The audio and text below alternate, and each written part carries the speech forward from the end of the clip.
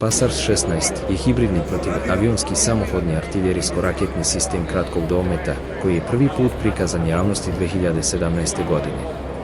Namenjen je za odbranu kopnenih jedinica, aerodroma, komandnih centara, važnih objekata i instalacija od dejstva sofisticiranih niskoletećih ciljeva.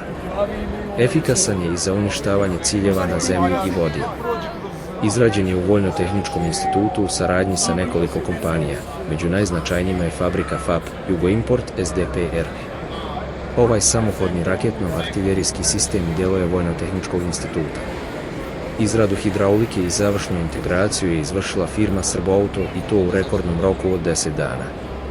Sistem je smešten na oklopljenoj šasiji FAP 2026 BS, AV sa 6x6 pogona. Oklopljena turela se nalazi na zadnjem delu oklopnog vozila na kojoj je integrisan top od 40 mm Bofors kao i dvije rakete kratkog dometa RLMDIC sa infracrvenim samonavođenjem.